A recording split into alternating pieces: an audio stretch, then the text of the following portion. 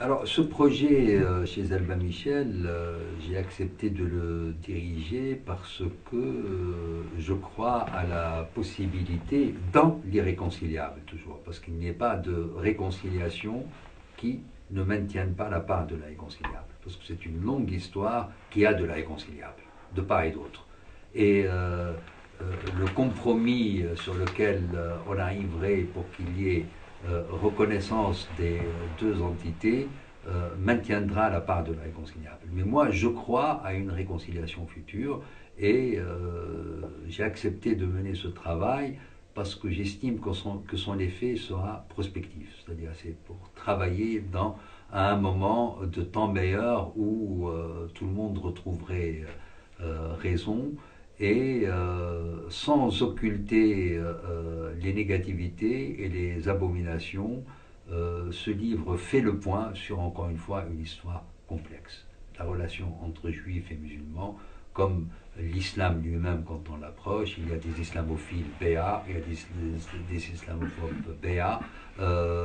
L'islam est complexe, cette relation est complexe, elle a connu du bon, elle a connu du mauvais, elle a connu le meilleur, elle a connu le pire, mais il me paraît très très important de rappeler au moins cette ambiguïté, cette ambivalence, et de montrer que ce répertoire n'est pas à sens unique et que dans cette espèce de haine réciproque qui est installée actuellement entre les deux entités, il y a une vision escamotée des choses. Les choses sont toujours... C'est une histoire qui a connu des temps de grande beauté, il fallait les rappeler, des temps aussi de haine.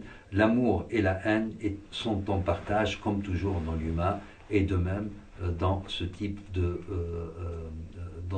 rapport entre juifs et musulmans.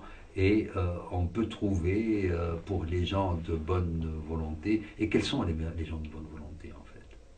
Les gens de bonne volonté, malheureusement, c'est ainsi, hein, ce sera les mauvais juifs et les mauvais musulmans. J'utilise l'expression de mauvais juif et je la généralise vers le mauvais musulman. Moi, j'appelle tout le temps à la solidarité des mauvais, d'une certaine manière. C'est-à-dire ceux qui ne sont pas dans l'irrédentisme de la pureté et du littéralisme.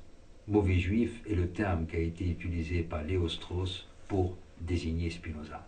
Nous avons tous à être spinozistes, c'est-à-dire à être dans le dépassement de soi et dans la meilleure compréhension de soi.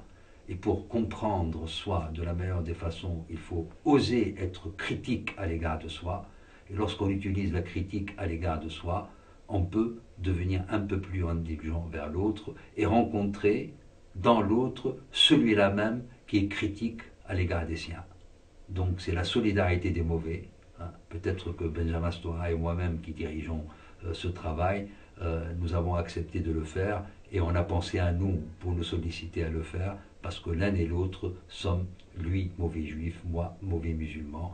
Et c'est ce travail des mauvais, c'est-à-dire qui osent être critiques à l'égard des siens avant d'être critiques à l'égard des autres, qui osent voir le mal chez les siens et ne pas l'attribuer à l'œuvre de l'autre.